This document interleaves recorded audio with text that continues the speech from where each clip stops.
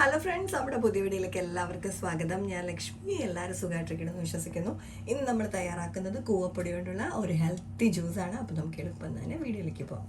ഇപ്പോൾ കുറച്ച് കൂവപ്പൊടി എടുത്ത് വെച്ചിട്ടുണ്ട്, ആരോ റൂട്ട് പൗഡർ. നമുക്ക് ഇതിലേക്ക് കുറച്ച് വെള്ളം ചേർത്ത് ഒന്ന് മിക്സ് ചെയ്തെടുക്കാം.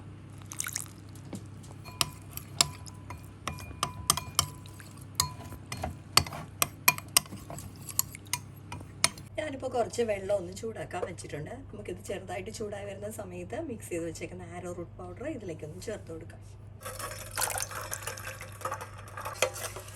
ഇനി നമുക്കിത് ലോ ഫ്ലെയിമിലിട്ട് നന്നായിട്ടൊന്ന് കുറുക്കിയെടുക്കാം.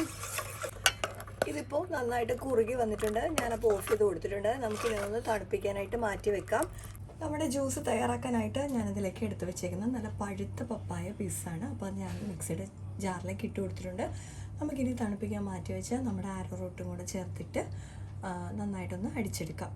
ഇതിലേക്ക് പപ്പായയ്ക്ക് നല്ല മധുരമായതുകൊണ്ട് ഞാൻ അഡീഷണൽ മധുരം ചേർക്കുന്നില്ല.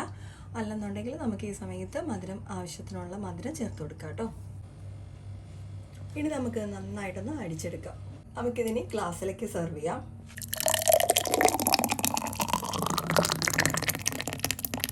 അപ്പോൾ നമ്മുടെ ഹെൽത്തി ആയിട്ടുള്ള ജ്യൂസ് ഇവിടെ തയ്യാറായിട്ടുണ്ട്.